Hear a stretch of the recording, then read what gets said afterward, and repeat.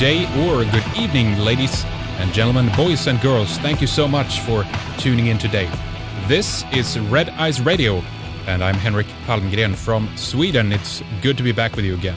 We had a technical issue that arose earlier this week. We actually had a lightning strike take out some of our gear, so we were a bit delayed getting shows up on the regular schedule. Yes, folks, we had a direct visit from Thor.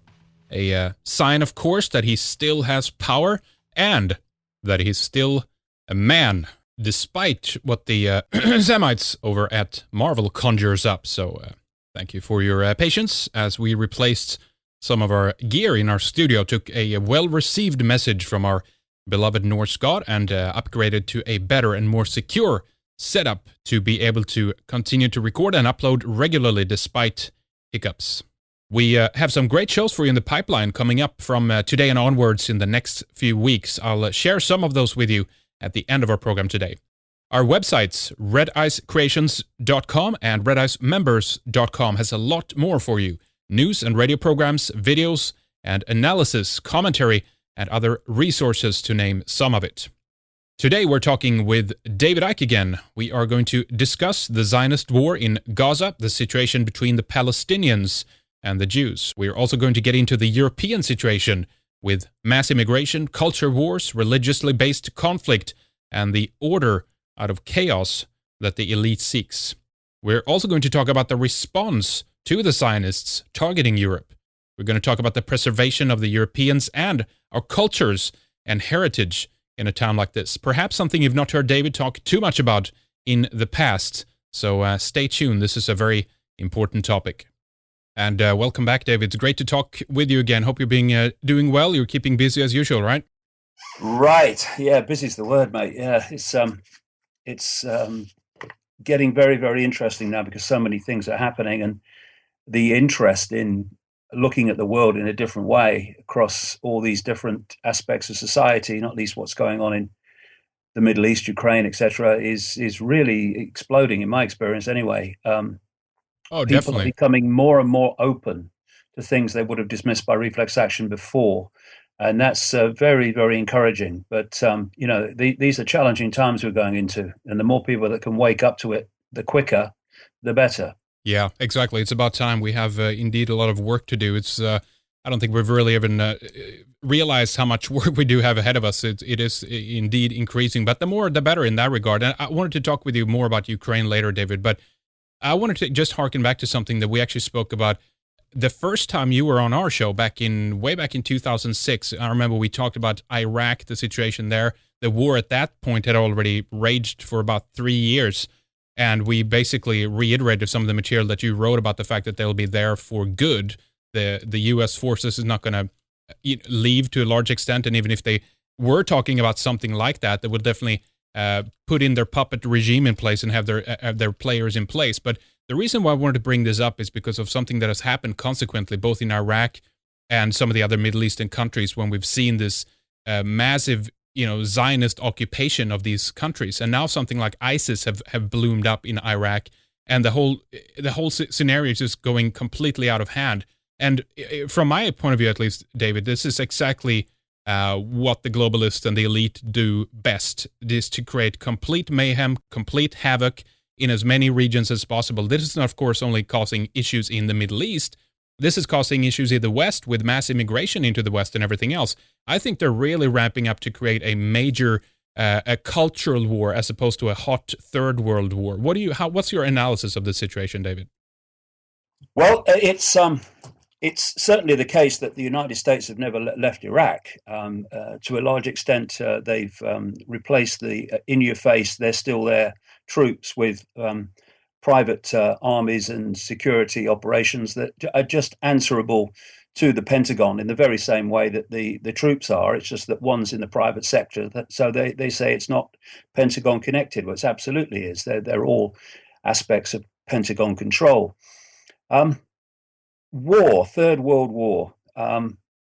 It depends how you define war. I mean, a Third World War is merely a war that affects the world. So this can be a few years and finished, as with the First and Second World Wars, or it can be the Orwellian ongoing war, which is far more likely, to be frank. Yeah. But what you have is a classic, what I termed problem reaction solution, and what the 33rd degree of Freemasonry calls ordo ab chaos, order out of chaos.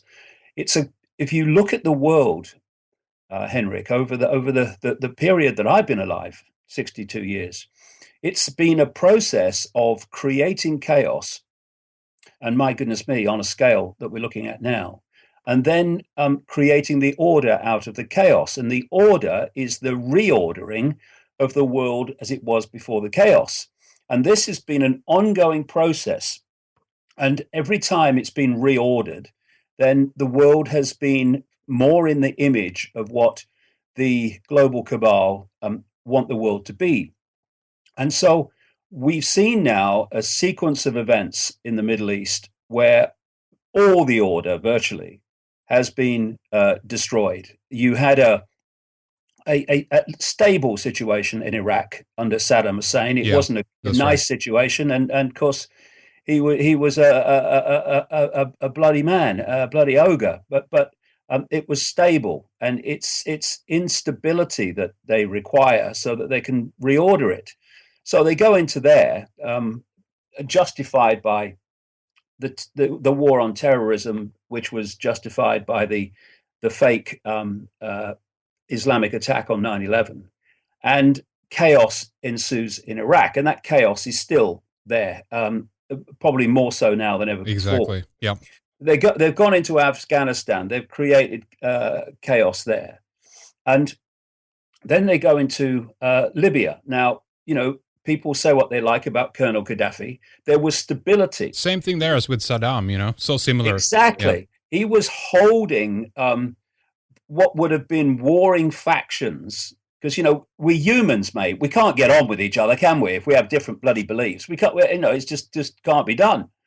And so he was holding that together. And in Libya was the highest standard of living in Africa. Yeah. Then in they go with a classic cabal technique of arming and funding and training so-called rebels. They start shooting at the and attacking government targets. And at that point, the media and the politicians say nothing. And then as soon as Gaddafi returns fire, if you like, then suddenly they can't find a microphone quick enough because he's killing his own people. We must protect the people. Yeah. And of course, they protected the people by pepper bombing them from the sky. And so what's been created in Libya to this day is absolute chaos. That's been, compared with what it was before, bombed into the Stone Age, a phrase that comes up a lot in the Middle East. And then they wanted to take out Assad in Syria. And they tried the same technique. They're still trying it. Indeed, many of the people that were the rebels in Libya were moved across to Syria to do it there. And you have this apparent contradiction, but it's not, of so-called Al-Qaeda terrorists, but so Islamic terrorists in general.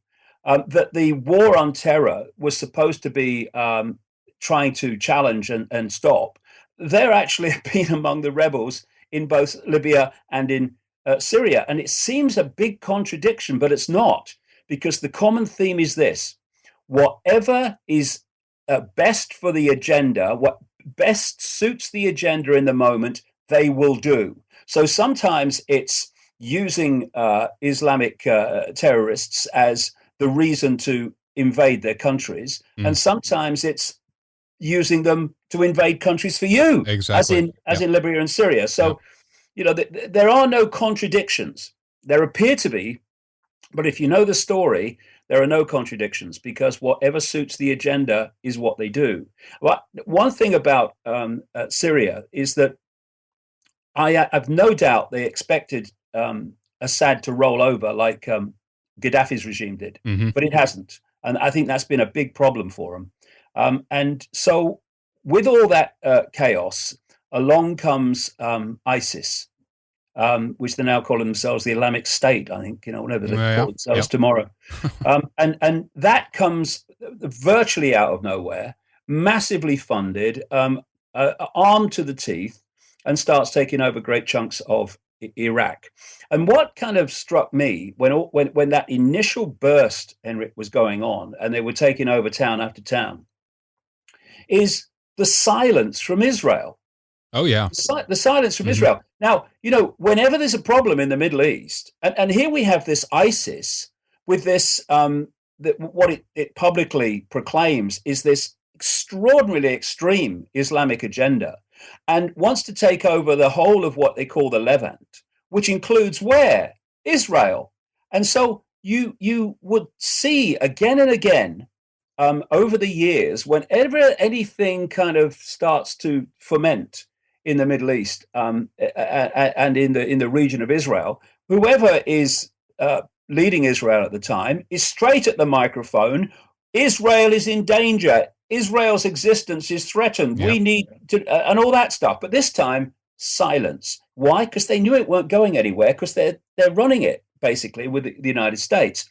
So when you look at what is happening here, and whenever you have a belief system that is immovable, and whenever you are not at peace with you having that belief system and someone else having a different belief system, even a different version of the same belief system, then you are fodder extraordinaire to be divided and ruled by these people. And I said in books a long time ago, that the plan was to play off the Sunni Muslims against the Shiite Muslims to create a massive divide and rule in the Islamic world. Because, of course, if the Islamic world and the Muslim world united together against Israel, it would be all over. But they're not. They're divided and ruled. So here you have this ISIS, or what do they call themselves tomorrow, that are representing Sunni Muslims, they say. And we have a regime in Iraq up to this point, which was basically dominated by the Shiites. And of course, you have the center of the Shiite Muslim world in Iran. And so there is enormous potential for playing these different. I mean, am I really saying this? Is humanity really this mad? This different version of the same religion off against itself, which is Yeah. what is happening. Yeah. And when you look at the plan long articulated for what is termed a greater Israel, it is breaking up these Muslim states into smaller regions as part of it. And the greater Israel is from the Nile in Egypt across to the Euphrates in Iraq, encompassing parts of Syria and Jordan and all this whole area. And what we're seeing now is all this conflict, all this upheaval, all this confusion, all this chaos. And out of that chaos, they wish to bring the order, which will be the redrawing of the whole of Middle East with Israel as the dominant dictator of that order. Right. That's the Right. idea. So what we're seeing now in Gaza is not, well, I don't have to say that to people that listen to your show, Henrik, but it's not about Gaza. It's not about Israel defending itself. It's about clearing people off the land of Gaza so they can take it back. They're doing it in Gaza militarily, and they're doing it in the West Bank by just building more and more houses for Israelis and knocking down those that are for Palestinians. Mm-hmm. So they're just taking the whole land. And I've said for years, that all these, I mean, I've been around throughout almost most of the period. I was born in 1952. I've been around for almost the entire period of the existence of Israel as a state, 1948. And I've, I was interested in politics as a kid, and my father was interested in politics and this Israeli situation. So I followed it kind of all the way. And you have talks and meetings and Nobel Peace Prizes for people talking to each other. Then you have roadmaps and you have talks about talks. I've been saying all this time, this is just buying time to finish the job of destroying the Palestinians. And that is what we're seeing now. We've come so far along this road that we're now seeing that destruction and we're looking it in the face. But it's been going on since 1948. Indeed, it went on in the run up to 1948, when Israeli terrorist groups were forcing 800,000 or more Palestinians out of that country, never to return, Yep. in sheer terror at what was going on. So it's been a process, and we're now seeing that process reach a certain point, and that point is closing in on their end goal, which is the end of Palestinians in any form, at least in that part of the world now called Israel. And I did a video cast the other day on my website. I do one once a week on the extraordinary story of the origins of the Israelis in not just in Israel, but in America and around the world. The origin of them, because when you think about it, when you just sit back and you look at things quietly and from the bigger picture, and you break it down, you see the most extraordinary things. This whole ongoing conflict involved with Israel since before 1948, when they bombed Israel into existence, it's based on a monumental hoax and lie that today, what we now call Israelis, have an historic and genetic connection to the land called today Israel, because of an ancient connection to the ancient land, the biblical Israel. And it is a total hoax. And this is not just me saying this, well, I've been saying it for years. There's Jewish writers like Arthur Koestler, the 13th Tribe.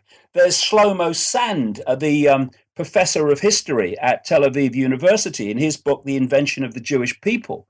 And all these different aspects of research and researchers come to the same clear conclusion, that today's Israelis originate not from ancient biblical Israel, but from a people in the Caucasus called the Khazars, who had a mass conversion to Judaism in 740 because of their king, King Bulan. And the king of Khazaria was known as the Kagan. That's why Kagan is such a common Jewish name today. And as the Khazar Empire broke up and the former Khazars moved up into Europe, they moved into what is now Russia, what is now Poland, what is now Lithuania, and eventually they moved into Germany. And they didn't speak Hebrew; they spoke Yiddish. Hebrew was only used in the ceremonies of the inherited religion of Judaism. Yiddish is a make-up language that comes from European. Is influenced by European languages, not least High German, and these people are now called Ashkenazi Jews, which are the vast majority of Jews in the world. So when the Rothschild-controlled Hitler and the Nazis did their stuff in the Second World War in Germany, then these Ashkenazi Jews, not from ancient Israel, but from the Caucasus, then moved into Israel and went across to the United States. And there's some interesting things on this journey too. The first Zionist conference was in Basel, Switzerland, in the last few years of the 19th century. And it was then that this hoax really started being perpetrated.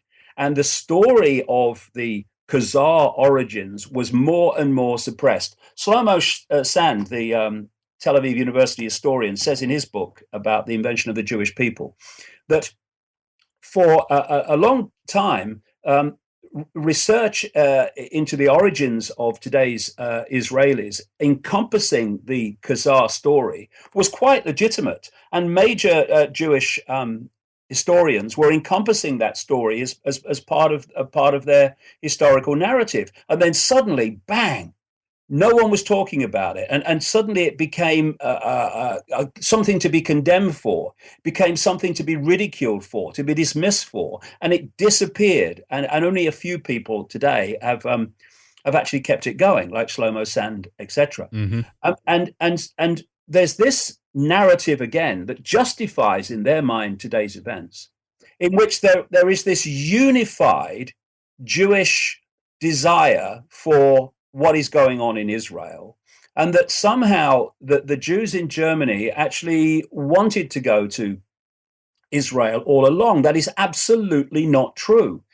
The reason that the first Zionist conference was held in Basel, Switzerland, and not at its original location, Munich, Germany, was because of the enormous opposition that the Zionists had, who wanted to create this homeland in Israel, from Jewish people in Germany who were saying, what do you want to go to Israel for? We're fine. It's all right. Then what happened? You had the rise of the Nazis. You had that horrific treatment of Jewish people in Germany.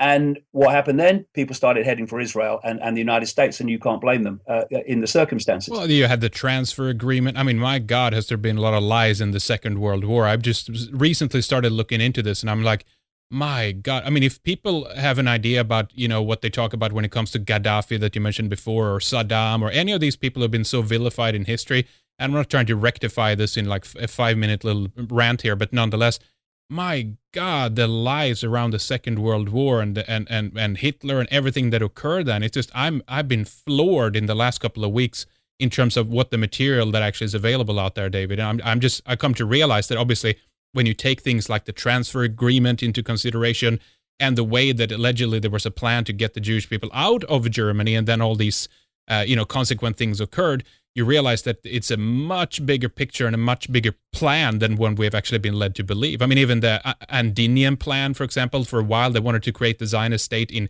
Argentina, not in Israel, or Palestine, I should say. So, I mean, there's a lot of these like completely inconsistent little tidbits if we look back and really examine history properly and try to figure out what's going on, Yeah, and if you put the pieces together, a few things are obvious. First of all, Jewish people were going nowhere after Germany, or vast numbers of them weren't, other than Israel, because it's part of this Rothschild plan. And to do what they planned, they had to have the Jewish state in among the Muslim world and nowhere else. Because today, what's happening today could not have happened if that had been the case. Now, to justify having the Jewish homeland in Israel and nowhere else, they had to find a cover story to justify it. And then you had this ludicrous story about I've been talking about the connection to ancient Israel. Load of nonsense. And to keep that story going, you have to suppress the truth, which is the story of the Khazars. So that all kind of fits the story. Then you realize that the Rockefellers in America are a subordinate family to the Rothschilds, but absolutely with the same intent. And, just look at the research of the Rockefeller involvement in the creation of Hitler's race purity movement. They funded a whole floor of a university in Germany for a guy called Ernst Rudin, who's one of Hitler's, the Nazis' major race purity people, because, of course, the Rockefellers, like all these bloodlines are into eugenics, so they were expert in it, and they had experts in it, and they got them out to Germany to start all that.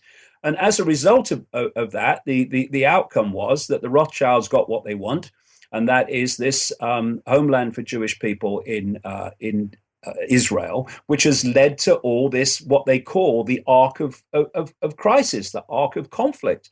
And it was the Rockefellers that paid for the early Jewish settlements. And by the way, no one was more horrified at the massive influx into Palestine of Jewish people from Germany than Jewish people that had lived in Palestine in peace with the Palestinians for centuries, because their way of life was destroyed. And then in comes this mass influx, and the Parliament building, the Knesset, was paid for by the Rothschilds. The Supreme Court building was paid for by the Rothschilds. They own it. It's their fiefdom, and people like Netanyahu are just puppets for them. The Rothschilds own it, but they have this ability to keep out of the public eye so people don't see it. But that's the story. What's happening in Gaza as we speak is being driven by the Rothschilds. That's the whole point. It's their agenda that's been unfolding. It's their agenda, and those close to the spider at the center of the web with them, that are behind what's happening in Iraq with ISIS and what's happening in Ukraine. It's a global plan, and once you see it as a global plan, you see Ukraine's connected to Gaza, etc. Then you see what's going on. But if you see them in isolation, you won't see the picture. Let me ask you this a bit as well, more in terms of the Jewish people and this whole issue, because obviously there's debate whether, okay, is the common heritage among Jewish people, is it based on the religion? Is it a genetic issue? If the allegiance is there and dedication, I guess, to the cause, then does it matter if they're Ashkenazim or Khazars or Sephardic or whatever it is, right? It seems to be primarily an ideology, since if you look at the genetic issue, that's been a couple of people looking at that, and that's been kind of falling apart on its own, I believe, as well. But I could be wrong there. But my point being, though, if the allegiance is there and the dedication to, let's say, Israel and the cause of Israel and the Zionist cause, then it doesn't really matter, does it? Well, it matters in this sense, Henrik, that the fact that Israel exists and all that's come from Israel's existence to this present day is based on a hoax version of history. So it's important in that sense because the whole thing's founded on it. You know, if from the start it was understood that there was no genetic or historic connection of today's what we now call Israelis to the land of Palestine, there would have been no justification for what happened, none at all. So that's important in that sense. But in terms of the genetic thing, you know, there has been a number of studies by geneticists over the years that have actually said that in fact there is no Jewish race as we know it. It's not a genetic thing because there's been a heck of a lot of interbreeding with other races and other peoples, and thus really there's not really something you could say that, well, this is Jewish genetics really. And what I would say is that although you can follow the progression of vast numbers of them out of Khazaria and up through, but I would say that what we call Jewish is actually a mind program, in the same way that I would say what we call Christian is a mind program, or what we call Muslim is a mind program. It's a belief. I mean, you can be white middle class and not be a Christian. So Christianity is not a race. It's a belief system. You can be born as an Arab and not be a Muslim because Islam is a religion. It's not a race. It's a belief system, and it's the same with Judaism in all its forms. It's a belief system, and this is why once again the true history of where today's Israelis came from historically is absolutely vital to this. A big, massive foundation part of the program, as I would call it, the belief system of the Jewish mind, the vast majority anyway, is that they do descend from ancient Israel, that God did pick them out as the chosen people and did promise them that land. And if you take that out of the belief system, and that they don't believe that because it's shown to be historical nonsense, then that's a big foundation of the program gone. And the self, never mind the collective justification of the creation of Israel, but the self acceptance that is the story, and thus justifying your personal behavior, and so where it all came from is very, very important. But and in doing so, in uncovering this, and in putting the hoax right, we need to say, well, hold on a second, it's done now. It's not about saying all Jewish people must leave Israel, but it is saying this: um, Palestinians have absolutely as much, actually more historically, but as much. Let's keep it to today. Right to be in that land and to have equal rights with you. And if we could go down that road, then we might have a chance of bringing an end to this after all these decades of shocking conflict. But the leadership, the Netanyahus and whoever's in the place, because they're all the same, who are being driven by the agenda of the Rothschilds, don't want that, because the agenda is to get rid of all the Palestinians from that land.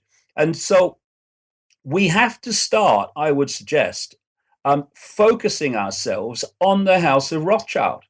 Instead of just looking at the oil rag of Netanyahu, unbelievably evil as the man is, let's look at the engineers of it, the Rothschilds. And what I'm trying to do in social media and website and anywhere I can is to turn the spotlight on the Rothschilds, because unless they are flushed out as the people behind this, when Netanyahu goes, someone else will replace him and do the same. Mm-hmm. Yep. Now there's much more to discuss here, but there's a secondary effect of all of this that I want to get your take on as well, and that is as a consequence of and I would say a Zionist-run plan, AIPAC-run foreign policy from America's point of view of what they're doing in the Middle East. These are not the interests of your regular Westerner or your regular American or European, except those few that are manipulated by the propaganda, I guess, to go to war with these countries or whatnot. But what I'm getting at is that we have a whole lot of wars going on in the Middle East,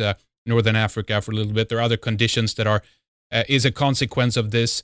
And of course, we have the secondary effect is that we have massive waves of immigration into Europe right now. And I'm very curious of how they're using, because in this process, they're obviously radicalizing Islam and Muslims as well. And I see that they're using this as a push towards the West and Europe as well, as they are being blamed for part of this. I mean, we have an endless barrage of quotes from Peter Sutherland talking about basically the eradication of the European. Wesley Clark, the former NATO chief, has made similar remarks about how there can't be any ethnically pure states in Europe anymore. We have, of course, the founder of the whole European Union, Coudenhove Kalergi, talking basically about the ethnic cleansing of the European in his book, Practical Idealism, if people want to check that out. And that goes all the way back to 1920s, actually. And so a consequence of this, when we have replacement level immigration into Europe and into the West at this stage, and we have these high elite profile people talking about how this will have to be done against Europe and the radicalization of the Islamic ranks in Europe, as of course the wars continue and continue. I'm seeing that the secondary level of this, David, is also an attack on Europe as a kind of it's almost like they want to create some kind of civil war type conditions with primarily the aid of religion. But I believe that there's an ethnic basis to this as well. What's your perspective on this, considering what has happened in Europe in the last few years with all these, riots in England and France and Sweden and everything? This is something that's on the ramp up. It's a serious issue that people have to start looking at, I think. Well, this is why, my main focus in my work is connecting dots, because everything connects to everything else. Just as what is happening in Gaza and this whole ISIS situation is connected to what's happening in Ukraine, so what you've just described is connected to the borders with Mexico of the United States being open to vast numbers of people to come through. That's right. Again, I've been trying to get across over the years two basic things: where this cabal wants to take the world and the techniques they use to take us there. And if you can know those two things, then you can start to read the world in a different way. And what they want is a world government dictating to everyone on the planet. They want a world army which would impose the will of the world government. The NATO is being developed to become that, in league with other armies that will fuse together. A world central bank dictating all finance. This is why the financial situation is being crashed and crushed. and a world currency, etc. And if you want a world government in which you have the end of the nation state, where under the world government are not nation states, but unions, as we call them today, a North American Union, in the end, an American Union, the European Union, the Pacific Union, etc. The we've already got the African Union, and we're seeing them, the trans-Pacific partnerships, and all these things. They're all part of this um, uh, bringing groups of people together under the second tier, under the world government, and destroying the nation state. And then they want to break what are today's nation states up into regions and sectors to deunify any unified response to that edifice of power above. Now, one of the great points of resistance to the end of the nation state is a sense of nationhood. And of course, America, although it's been made up of so many different people coming from all around the world, it has At had. least after 1965, when they when the immigration laws changed. Before that, it was primarily European. It's just a fact, you know. Yeah, and but what they have done, what they had rather, is a very strong sense of nationhood, of being Definitely, American. yeah. Just as the British had a sense of being British and the Swedish had a sense of being Swedish. And that's a big resistance point to the breakup of the nation state. So what they've done, and you can read it in their writings, the writings of the social engineers they've been using, like the Frankfurt School, etc. Yeah, Again, yeah. Frankfurt, Germany, House of Rothschild. Um, Primarily Jews behind the Frankfurt School, though. without question, Yeah, that's historical fact. And and they gave us political correctness in so many ways. They talk about mass immigration to break up any sense of nationhood. They want a situation where there is no sense of nationhood anymore. And the number of articles I've seen written in recent years in Britain saying, what does it mean to be British anymore? yeah. They're trying to deconstruct that whole ideology. You know, it's amazing. Exactly. Yeah, And that's what it's about. And of course, when you have the human race in great swathes of it anyway, that think that because they believe something or that they do it a certain way that everyone else must do the same, there is tremendous potential, as you indicated earlier, for conflict between different races and cultures when they're actually sharing the same space. And that's the idea: create maximum chaos. And I yes, know, people say it's a fake and all that stuff, but this Albert Pike letter, which was supposed to have been written to another Illuminati bigwig called Giuseppe Mazzini on August the 15th, 1871, Albert Pike, a major Freemason in the United States. And he wrote this letter, it is said, and he described that 3 world wars were coming, and he described the first two. Now, okay, people might say, oh, well, that could have been made up. But so the kind of but that credibility. that doesn't take it away. I guess that's kind of like the protocols in a way. Even if Yeah. if it's a fake, it doesn't take away the predictive quality of it. We can see in a movie predicting the future. It's of the same value, I'd say, in a way, right? Well, the credibility, surely for anybody, even the greatest skeptic, would be the Third World War, which, when it all came to light and up to the present day, had not happened, at least not clearly happened. And when you see what he said about the Third World War in relation to what we're talking about now and what's happening in the Middle East with ISIS, with Gaza, worth just reminding ourselves. He said the Third World War must be fomented by taking advantage of the differences caused by the agenteur agency, in other words, of the Illuminati, between the political Zionists and the leaders of the Islamic world. The war must be conducted in such a way that Islam, the Muslim Arabic world, and political Zionism, as he called it, the state of Israel, mutually destroy each other. That's why I've said to Israelis over the years, they don't care about you anymore. They care about the Muslims. You're just fodder. You're just something to be used, as they were after the Second World War, to give the Rothschilds their land in Israel.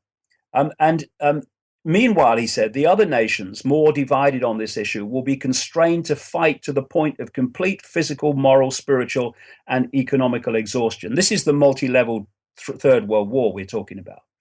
He said, we shall unleash the nihilists and the atheists, and we shall provoke a formidable social cataclysm, which in all its horror will show clearly to the nations the effect of absolute atheism, origin of savagery, and the most bloody turmoil. And well, of course, we're seeing that in the Middle East, but you're absolutely right when you're indicating that the plan for elsewhere. Yeah.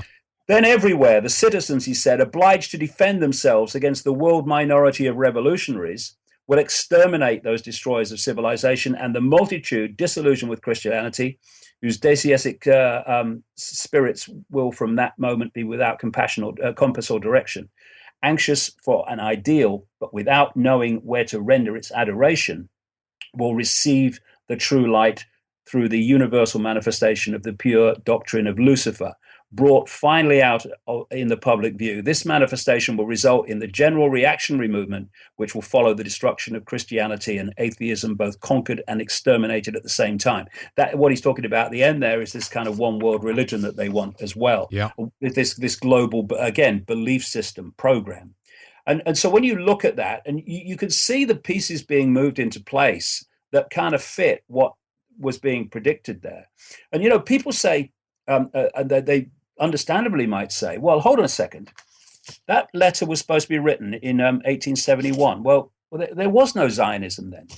But these people, these insiders, know the projected agenda. And in my books over the years, not least the last one, The Perception Deception, I give a number of clear examples of people who knew what the agenda was and were able to predict so accurately what is happening now, decades and decades ago. George Orwell was one. I'm not saying he was an insider of this. I'm saying he knew because he had access to the Fabian Society, one of the big strands in the web in Britain.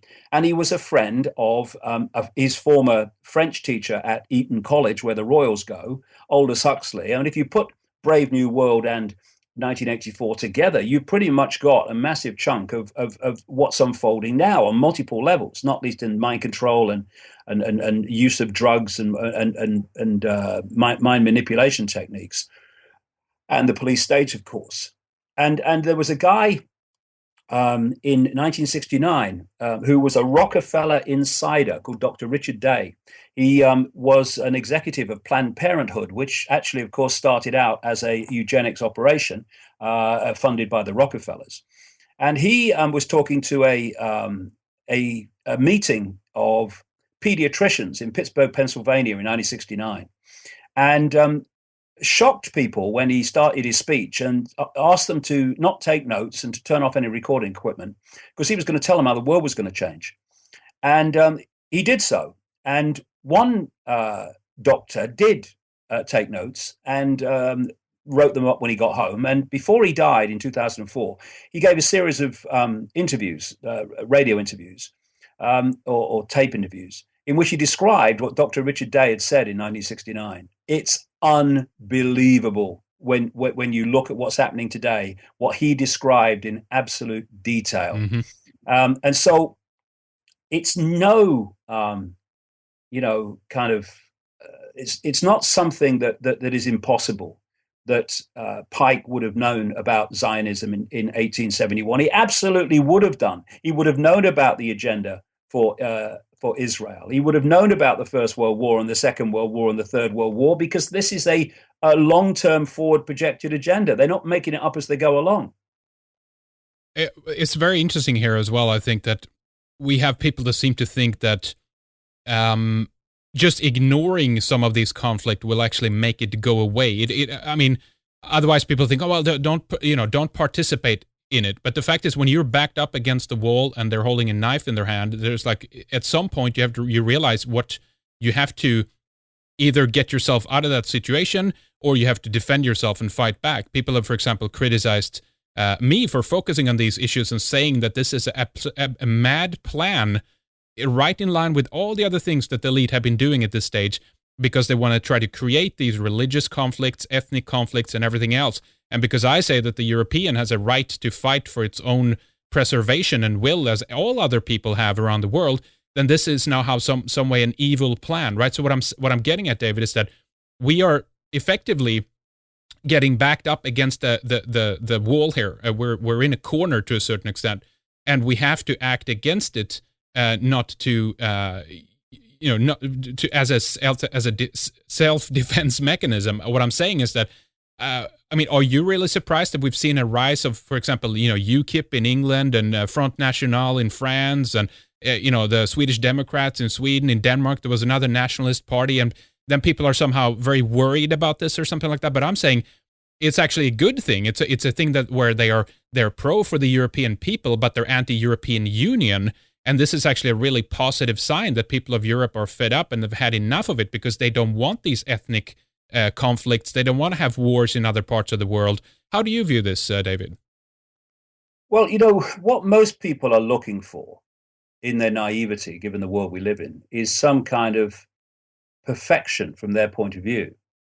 So when you have right-wing political groups who are challenging the European Union, although I'm absolutely with them on doing that, you have people saying, yeah, but what about that policy? And what about that policy? And what about that policy? They're looking for perfection. Yeah.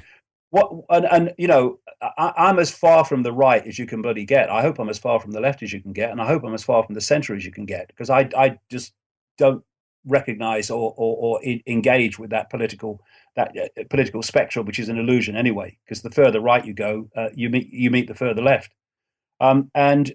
So I am absolutely encouraged by the fact that there is now a political voice for challenging the European Union. But it's, again, these people are not stupid. They're evil, but they're not stupid in an intellectual sense. And so everything is connecting to everything else. And I would say that there's a force behind them anyway, where it's all coming from, which is not even in our reality. And so this political correctness has created the environment in which it is increasingly illegal. Never mind, you face condemnation for it. The environment says you cannot stand up for the European races. Yeah. You can stand up for all the other races. Oh, of course. Yeah. But you can't stand up for the European races because that's racism. Now you're a Nazi, right? You want to kill 6 million Jews. Yeah. Exactly. And what the irony is, and my goodness me, this world is awash and drowning in ironies, is that those who benefit from political correctness in not being allowed to be criticized are going to be, indeed are, being swallowed up by this global gathering monster state every bit as much as the white Europeans. Yeah. And the idea is to play one off against the other, to create the conflict, which creates the chaos, which creates the order out of the conflict. And that new order will not be good for white Europeans, and it will not be good for Muslims, and it won't be good for Indians. It won't be good for anybody apart from the less than 1%. And if we don't start seeing this and stop fighting among ourselves and being divided and ruled by having to have our race or our belief system the dominant one over everyone else, then everyone is going to finish up in the same place. If we do start to see that, then we can start to respect things and respect each other and realize that all cultures have a right to exist, not just some. But there is a war on the European cultures. No question about it. I mean, you can, I'm sure, talk in far more detail than me about what's happening in Sweden, where this is being so blatantly done there. Yeah. And so... And we have, I just want to mention this, we have people, guys out there listening and gals who haven't seen this yet, just go to YouTube, type in Barbara Specter and look at the Zionist sitting in Sweden with taxpayer money in a concerted effort. She's talking in this interview. It's a short clip. She's talking to the Israeli Broadcasting Company about how awfully, anti-Semitic everyone is in Sweden, but they have hope, that this is going to change. But nonetheless, she's mentioning in the video, in the short, brief interview, Barbara Spector is her name. She mentions how it's the plan, and again, I'm not saying this, she's saying this, that the Jewish people are going to bring in massive amounts of immigrants into Europe to destroy its. I think the right term is she's using. It can no longer be the monolithic, homogeneous place that it has been in previous years or something like that. She basically mentions that, what the logic is here, I don't know, but this is what she says. If in order for Europe to survive, she says, there has to be basically no ethnically pure, races left in Europe anymore. And so my first question, of course, I've mentioned this before, is, okay, so she has had a meeting with all Jewish people in the world, and they've all agreed to make, Europe multicultural. But nonetheless, the point here being is that it's a very interesting, apparently a contradiction on the surface in all of this, where she, as a Jewish person, is helping to bring in primarily, not only Muslims, of course, but primarily Muslims into a country like Sweden. So, for example, in the third largest city, Malmö, we've had so many issues and riots that from the Islamic community down there, that the Jewish people who've been living in that city are now forced to flee and leave for other parts of, I don't know if they've left to other countries or other parts of Sweden. But nonetheless, this is like creating a conflict even among their own ranks of those of Barbara Spector. But it seems to be that it's more important to sacrifice the comfort and happiness of those few Jewish people, I guess, living in Malmö then. But because the main agenda here is to create a massive cultural conflict with the ethnic Swedes within the country, and having Islam as a real and tangible threat to the Swedish culture and our homogeneity. What do you? I don't know if you've seen this clip, David, but what do you make of this? No, I haven't. But I think I may have done actually. What he said really rings a bell. But this is exactly what we're talking about. Number one, those that are controlling Zionism and the agents of Zionism have contempt for the mass of Jewish people as much as they have a contempt for everyone else. That's what Jewish people need to understand. They're being used as pawns in the game. They were used as pawns in the game in Nazi Germany to create Israel. If what had happened to Jews in Germany had not happened, there would be no Israel, because they wouldn't have gone there, as they showed before the war. And here we have Albert Pike. We shall unleash the nihilists and the atheists, and we shall provoke a formidable social cataclysm in all its horror. That's what they're trying to do everywhere. And so it's worth looking at Zionism, just its structure of Zionism, so we can see what it is. Because one of the great smokescreens is that if you challenge Zionism, you're kind of anti-Semitic, which is another ridiculous thing. Because actually, the Khazars were not a Semitic race, and the vast overwhelming majority of Semitic races in the world, which is not a race, it's actually a language group. That's what Semitic refers to, are actually the Arab races of Middle East. I mean, you couldn't make it up, really. But what Zionism is, in the way it plays out publicly on the public stage, it's a political movement. It's a political movement that believes in a homeland for Jews in Israel, actually based on an historical hoax perpetrated largely by the Rothschilds. But there is another level to Zionism, and this is the real one. The inner core of Zionism is actually a secret society. It's a very elite secret society that locks into the other secret society web and all the others. But the inner circle of Zionism is very, very close to the spider, and it's dominated by the Rothschilds. Now, let's just break this down in terms of numbers. You talk about the less than 1%, or I do. People talk about the 1% that are running things. Well, in America, there are less than 2 million Jews. Less than 2 million. It's less than 2% of the population. Yeah, exactly. What I meant to say. And less than 2% of the population. So within that less than 2%, there will be a serious number who won't be Zionists at all. I mean, you've seen all the protests against Zionism during the Gaza, invasion is what it is. Then there will be a great chunk of that 2% who will be, if you like, watching from a distance Zionists who buy the program but watch from a distance. And then that leaves a tiny, tiny, tiny number that are actually connected to the secret society compared with the number of Jews in general.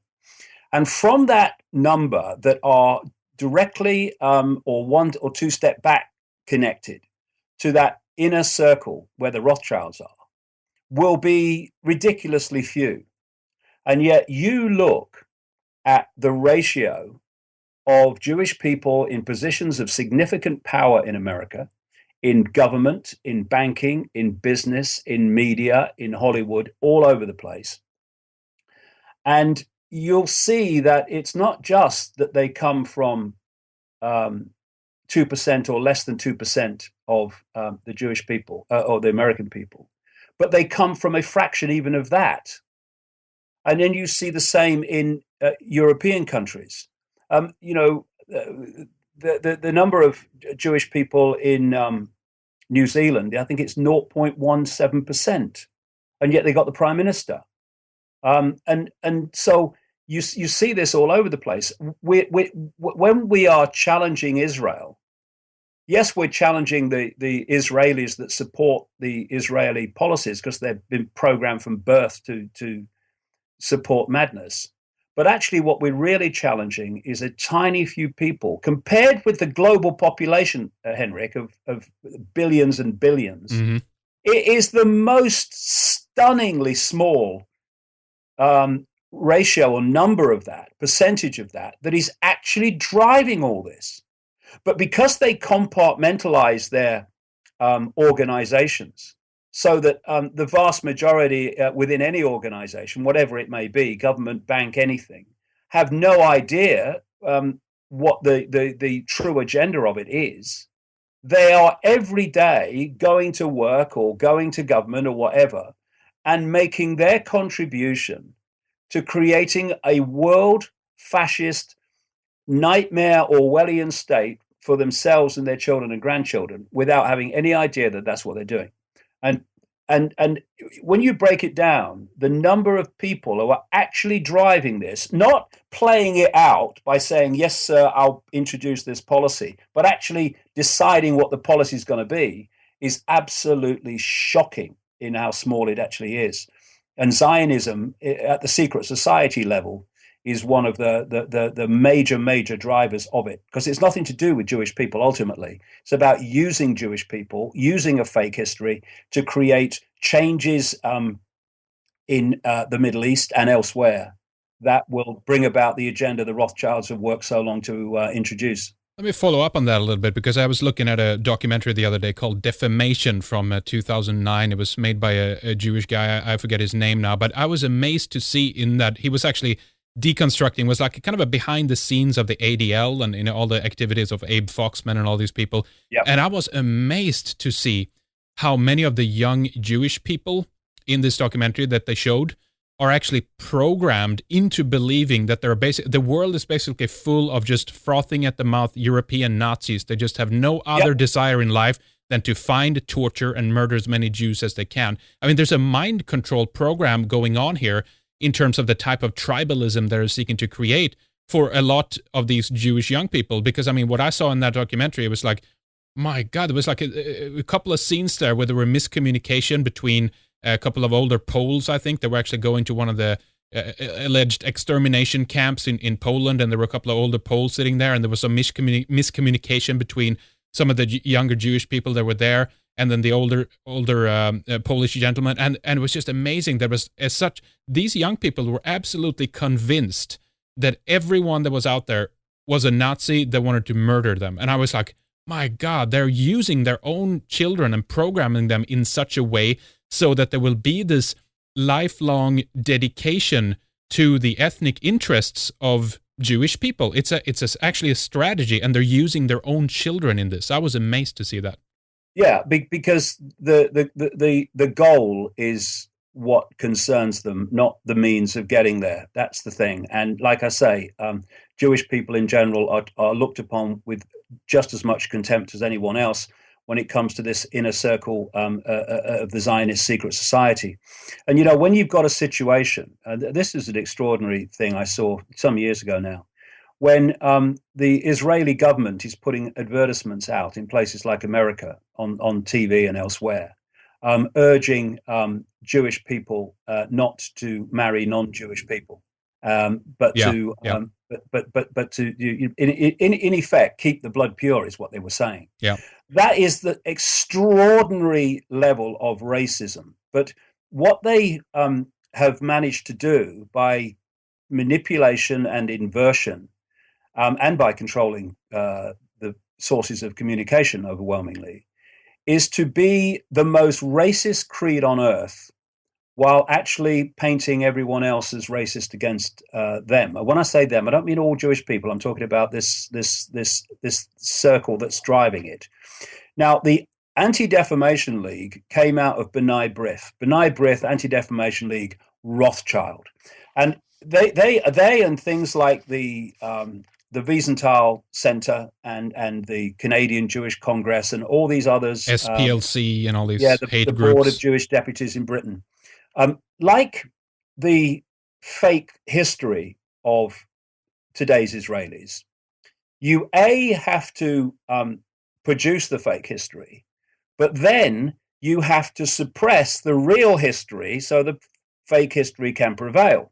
In the same way, when you are a tiny network of people at the center in this Zionist secret society around the Rothschilds, who are to such a large extent driving the direction of the world, who are controlling the banks and governments and the media and Hollywood and all the rest of it, you have got to have a mechanism to stop that coming out.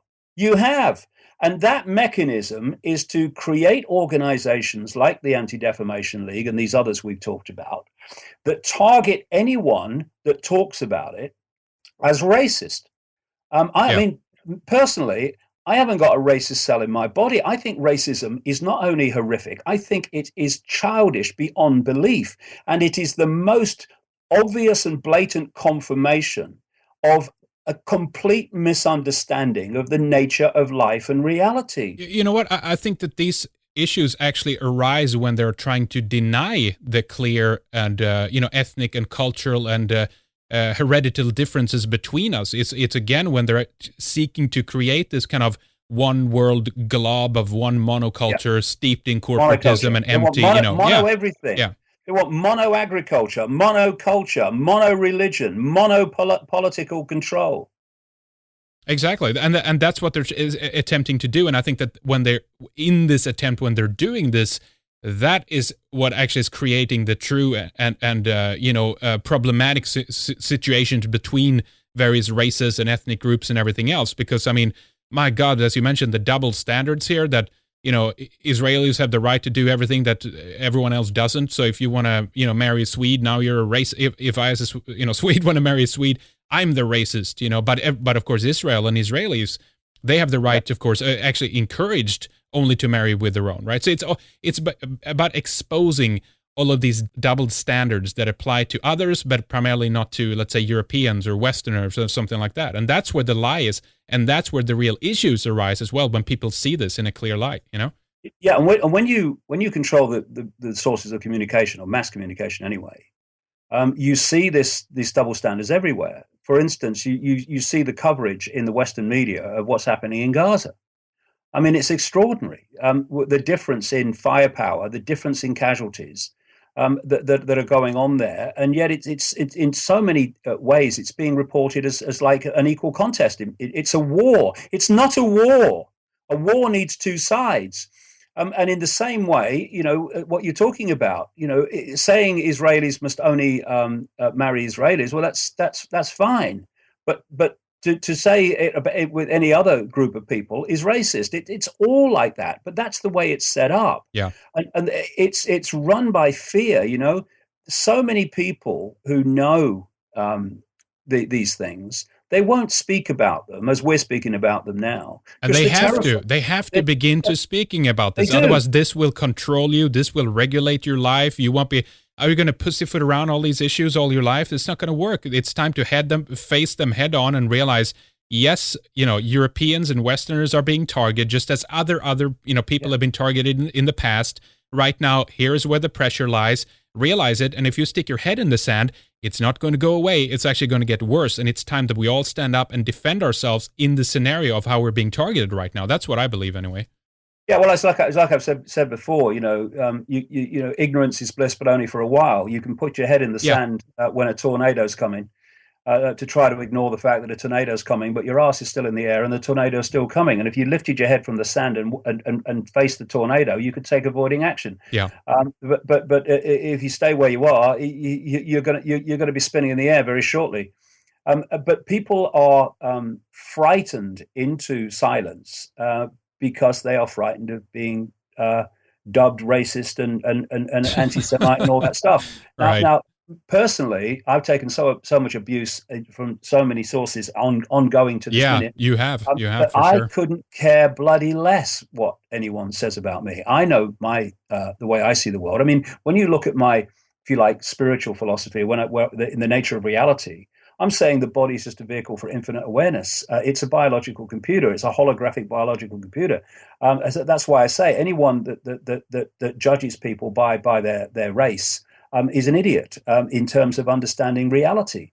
But it's not about that. It's about taking the perceptions of race and perceptions of racial and cultural differences, which there are. Course, people, and there's beauty in that, David, too. There is beauty in that. It's like these differences are wonderful. I love this. I mean, to be able to go to Japan and experience everything of Japanese culture and everything else. And I mean, okay, sure, that's actually there right now, but they're working very hard of eradicating that there too, in the same way as they have in the European countries. I mean, I'd love Englishness just to experience that when I go over there.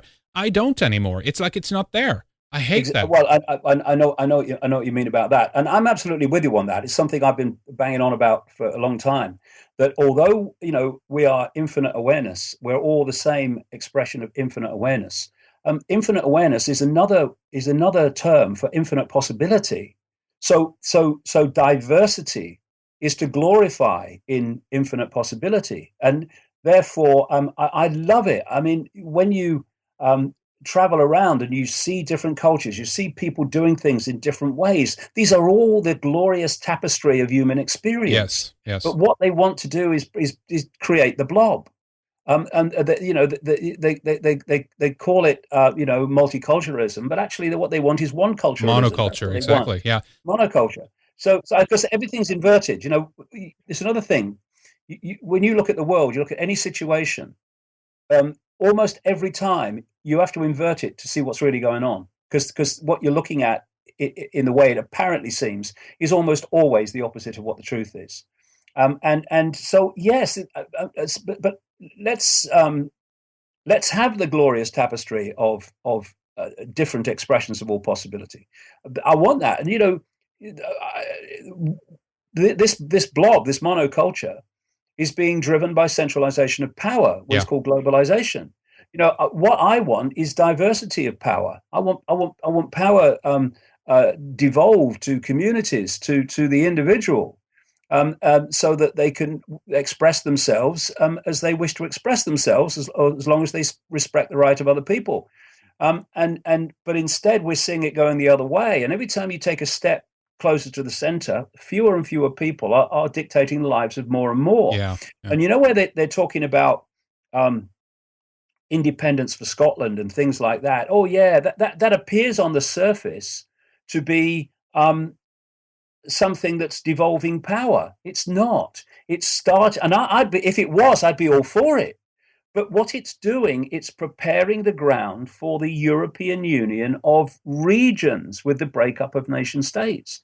That's what it's doing. Mm-hmm. So I would love to see a truly independent Scotland, but those that are saying, yeah, we want independence for Scotland, like the First Minister, Alex Salmond, they're saying within the European Union. Well, if you're within the European Union, you ain't independent, mate. There's no way you're going to be an independent Scotland. We're not an independent United Kingdom. It's not an independent France.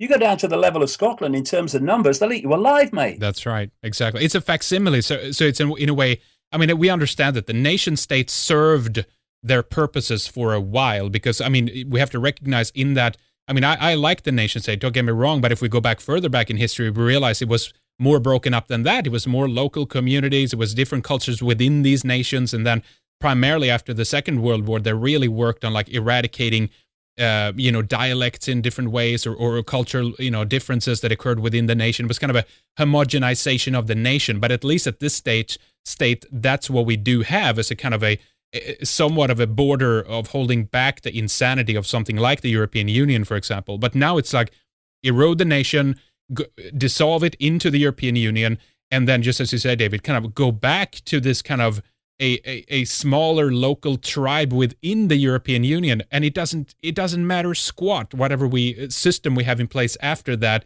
if we're going to be centrally ruled by a world government, by the European Union, or whatever it is after that point. Yeah, I mean, people in the end are actually, if they are going to understand the world they live in and where it's all come from and what's behind it, they've got to understand that there is a unseen force that is the common theme over thousands and thousands of years that has been driving the world in a certain direction. And the politicians and all these other people are here today, gone tomorrow, gophers for that hidden force. And once you realize that, you start to realize that this process of unfoldment in the human story has actually, at its core, not been random, but calculated and coldly calculated. And what you've just brought up is an example of that. If the few are going to control the many, then you have to centralize decision making. You can't do it if there's too many points of decision making, no central few are going to dictate it. So when this, what I would say, hijack by a non-human force happened, there was a process to go through to bring us where we are now. And in the far, far, far, far ancient world, as you've just been talking about, Henrik, people organized themselves in small groups, long ago in very small groups. And then those small groups started to come together in tribes, and now someone is dictating the tribe largely, although not always, but it can be more open. But largely, there are dominant characters that dominate the tribe through the generations. And then we came to this point where lots and lots of tribes were brought together into what were called nations. And now a few at the center of the nation are dictating to all the former tribes. And what we're seeing now is simply the ongoing continuation of this process, which is of nation states being brought together in groups called unions, which are controlled by a few at the center that are dictating to all the former countries that were dictating to all the former tribes, etc. It's been a process, and it's been a calculated process to bring about this centralization of power that allows the few to control the many. And the idea is to take it one step further and bring in the world government level of this, so that the unions that now dominate the countries are themselves dictated to by the world government. And people have this kind of naivety. I said in one of my books that naivety is one of the great human curses, because they see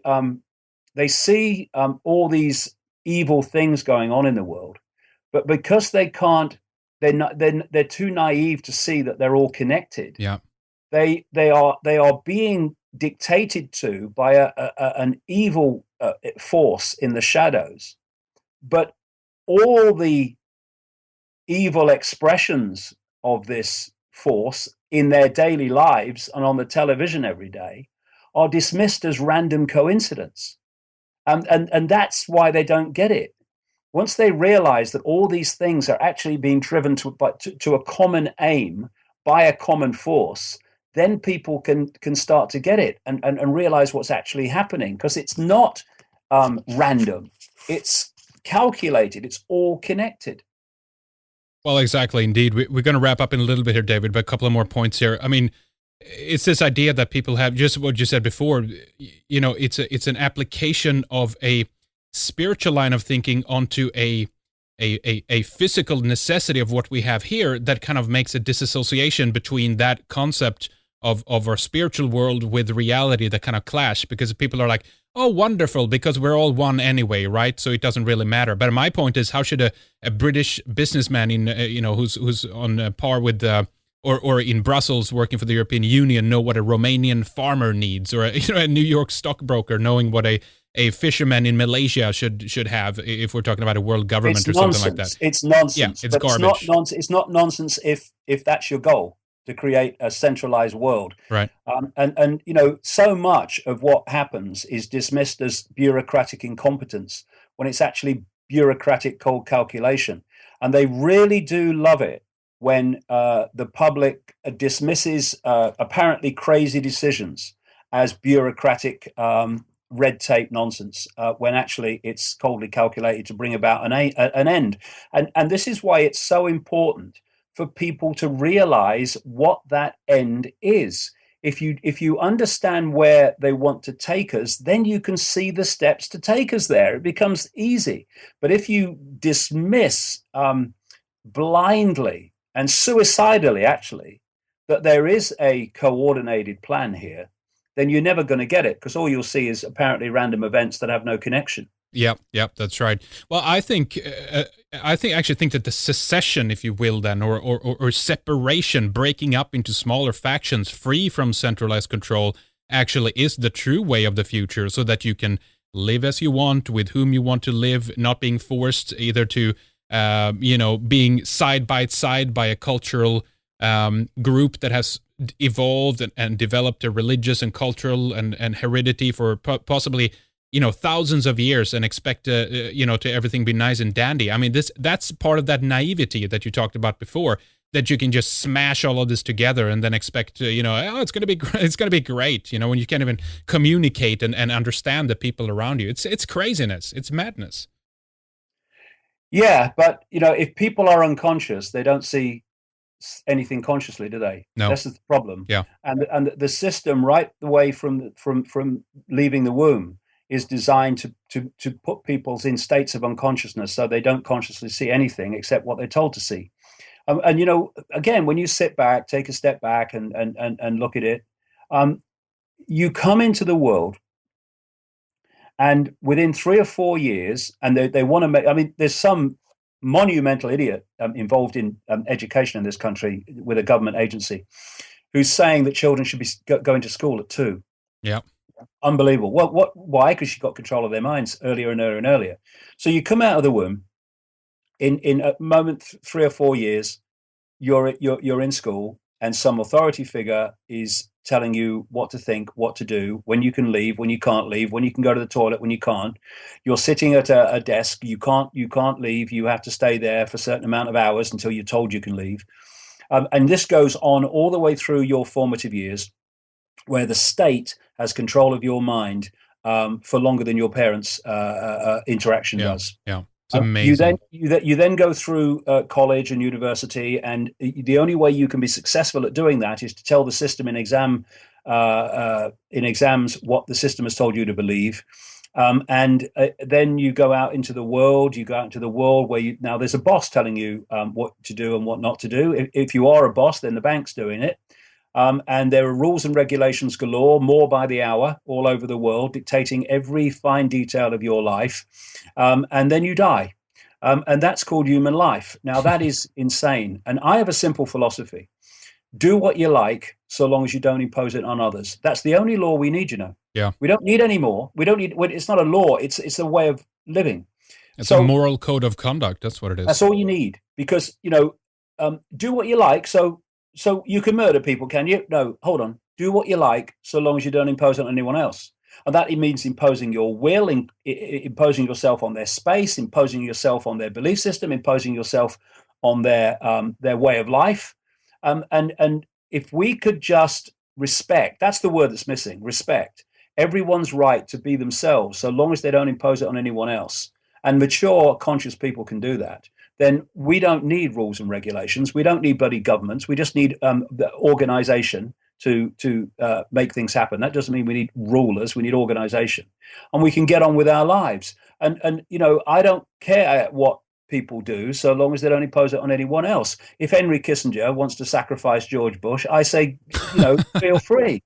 And then when George Bush leaves the body, he'll realize what an idiot he is. Well, he probably realized it already before even going that far. In other words, take your experience and then learn from your experience, but don't impose your experience on anyone else. And we can live like that. A world without rules. What was it? What was that line in the Matrix? A world without rules. Yes, we can have a world without rules as long as we are conscious. You don't need rules to say you cannot murder if you wouldn't even think about doing it. You don't need environmental rules saying you can't damage the environment if you wouldn't even begin to think about damaging the environment. What we have, Henrik, is an unconscious world. And thus, an unconscious world does things that are unconscious in terms of their intelligence. When we have a conscious world, people will do conscious things because of their innate intelligence and will live in a completely different world. But until people reach that point, we're going to go on in the direction we are. Fortunately, there are the first tangible stirrings of some kind of mass re-engagement with re-evaluating the world they thought they lived in, which is great. It's fantastic.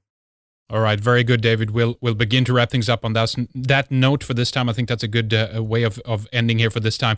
Hey, by the way, please let us know if you have anything new going on, if you have any upcoming talks or anything like that. Mention your latest book again and give us the website, David. Well, I've got a real big one, Henrik. The Wembley Arena on October 25th. Yeah. It's not being live streamed, so it's a live event. It starts at 9:30 in the morning and goes through to about 9:30, 10 o'clock at night. I'm going to be going right the way through, dot connecting through the nature of reality to how that explains what's happening in the world, to what is happening in the world, and to what end. And then we've got the last section, which is about, okay, what do we do about this, and about opening ourselves to that consciousness I'm talking about. And we've got there's a massive music, dance. We've got a drumming group, shamanistic drumming group. We've got a great band called the Ancient Order coming over from Canada. We've got a great band called Rebel Control, and my son Gareth Icke is a professional musician. He'll be playing there, and it's just going to be a fantastic vibe, because in the end, it's important. And I would say this, Henrik, in relation to something you mentioned quite early in this chat. Mm-hmm. People talk about ignore it. We have to know the nature of the problem, i.e. what's happening and the techniques and the goals and everything, if we are going to be able to solve the problem. You can't solve a problem you don't understand. So that is when people say, oh, well, what about the solutions? Well, knowing the problem is a massive part of the solution. Yeah. But in the end, the solution is about frequency. We have been pulled into a distorted low vibrational frequency that is a state of unconsciousness. And to get our true self back, we have to open and expand our awareness and raise our frequency. Like one radio station is on such a high frequency that a low frequency radio station can't interact with it. And then this distortion, this crazy world that we are playing our part in creating, because we are locking in at a frequency level into it. then we can detach ourselves from it and cease to be influenced by it, and thus we start to see in a much more clear and a greater clarity than ever before. So the Wembley event is about going through that entire process over a day, through the nature of reality, through the problem and how it works, so we understand that, but then crucially into the fact that it's our vibrational state, which comes from our mental and emotional and spiritual state, that is the answer. Because the problem is we've been pulled into an energetic distortion of very low frequency and states of unconsciousness. We have to wind ourselves out of that and set us free from that. And that's not through the intellect. It's through the heart, and it's through expansion of awareness and expansion of consciousness. And I go into this in the Perception Deception, which is the biggest book I've ever written. It's nearly 1,000 pages and about 1,000 illustrations, or 900. If I died today, that would still be the best thing I've ever done. Perception Deception. But Wembley is. We did it 2 years ago, and the energy of getting thousands and thousands of people together in one place who are of like mind with open hearts, it's a truly, truly special experience. I can't tell you. October the 25th. All right, very good. DavidIcke.com. Obviously, that's the website. Look at the tickets there for the talk at Wembley, October 25th. Check out the book, Perception Deception, and also check thepeoplesvoice.tv for the network that David started up. All right, David. Well, thank you so much for your time today. Very much. We'll talk with you soon again, okay? Okay, mate. And if you want to come to Wembley, Henrik, then, be our guest. Oh, definitely. I'd love to come. Definitely. Okay, folks. Thank you for listening to our extended 1-hour segment with David Icke today. I urge you to look into World War II history, as I mentioned during the program, and to do so from sources that at least have an ounce of objectivity, free from Allied and Soviet propaganda. This is, of course, very difficult to do and quite a task to get involved in, since there are so few of these sources out there and available today. But they are there, and we're going to continue to address some of these in future shows as well. But, the victors write the history, folks, and you know this. So why continue to suck up the Hollywood version of the Second World War and the way they continue to demonize Germans and Germany to this day even? You might be able to see it with Saddam in Iraq, Gaddafi in Libya, Ahmadinejad in Iran, as we talked about with David. But why not with Germany? Listen, you're free to believe whatever you want to believe, of course, but just know that you might be living a lie, as you're stuck in the world that the forces today ruling the world constructed for you, and all of us really, after the end of the war in 1945 and 46, and that has continued to mythologize and exaggerate ever since. We'll address some of this in future programs, so please keep this in mind, and please keep an open mind and continue to think and process the information you do hear about. Question the sources and the motives of those providing you with the information they want you to believe. In a time when our governments are clearly occupied by foreign interests, Zionists, frankly, people are still running around looking for Nazis hiding under their beds that are secretly controlling the world in some mysterious and usually unexplainable occult way. I think it's time to open your eyes and see what is right in front of you. Don't miss the forest for all the trees. We have John Lash coming up on the program. He's going to be back with us for a 2-part program, a mini-series on why we need to go to war and how we are going to go to war against the forces that are seeking our demise. Do not miss this. We also have Ricardo Duchesne for a return, Max Egan, Gary Biltcliffe, and Gordon Kennedy. Don't miss our Radio 314 program with Warren Farrell on the myth of male power, another excellent program with Lana. For today, we say thank you for listening. We'll be back in just a few days. Take good care and have a great weekend. Bye-bye.